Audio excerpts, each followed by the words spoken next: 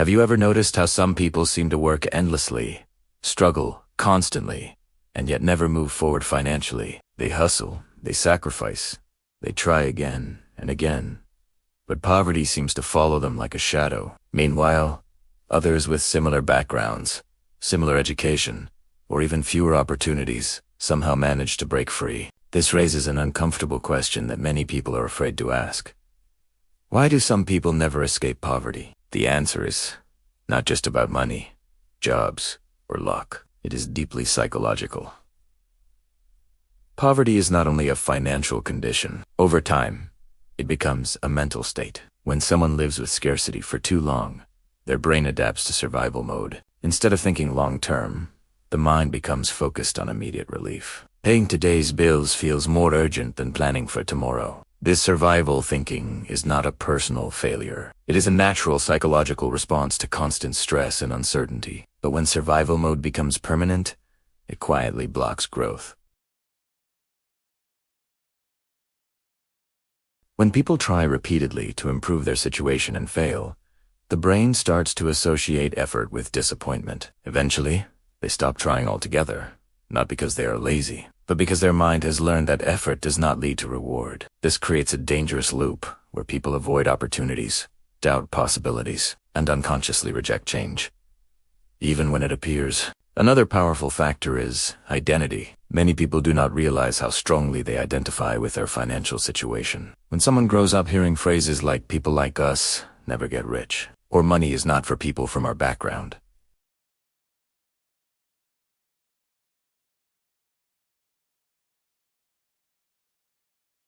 success starts to feel foreign, even threatening, because it does not match who they believe they are.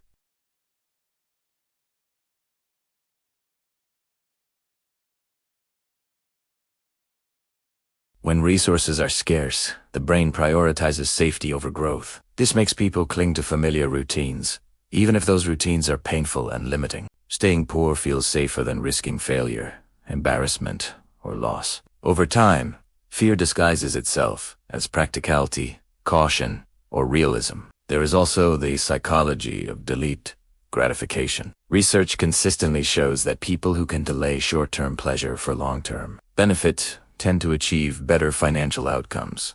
Poverty makes delayed gratification extremely difficult. When life has taught you that tomorrow is uncertain, spending money now feels logical. Saving, investing, or planning ahead feels pointless when survival has always been unpredictable. This does not mean poor people lack discipline. It means their environment has trained their brain differently. Social environment reinforces these patterns. If everyone around you is struggling, the mind normalizes struggle. Poverty becomes familiar, expected, and socially accepted. When someone tries to change, they may face subtle resistance, ridicule, or guilt from their own community. Humans are wired to belong, and sometimes staying poor feels easier than standing out. The fear of isolation can be stronger than the desire for financial freedom. Another hidden psychological barrier is financial shame. Many people who struggle with money feel embarrassed about it. Shame causes avoidance. They avoid learning about finances, avoid asking for help, and avoid looking closely at their own habits.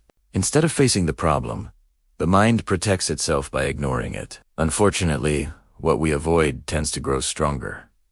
There is also a deep misunderstanding about money itself. Many people see money as something external and uncontrollable, rather than as a system of behaviors, skills, and decisions.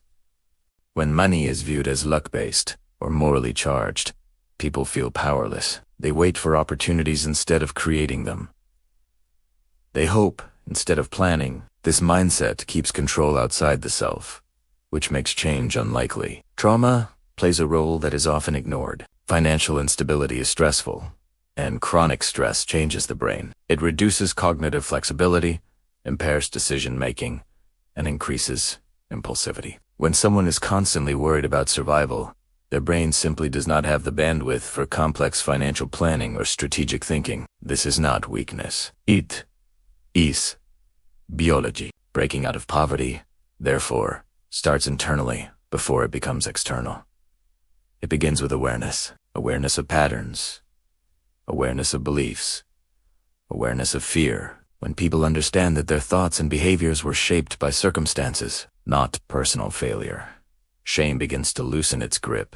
From there, new skills can be learned, new habits can be formed, and new identities can be built. This does not mean that mindset alone creates wealth. Structural issues, access to education, and economic systems matter greatly. But psychology determines how people respond to the opportunities and obstacles in front of them. Two people can face the same conditions and produce very different outcomes based on how they think, cope, and act. Escaping poverty is not about sudden motivation or overnight success. It is about slowly retraining the mind from survival to strategy, from fear to curiosity, from identity-based limits to possibility-based thinking. It is a gradual shift, not a dramatic leap. If you recognize yourself in any part of this video, understand this clearly. Poverty is not a reflection of your intelligence, worth, or potential. It is often the result of psychological conditioning shaped by environment, stress, and experience, and what is learned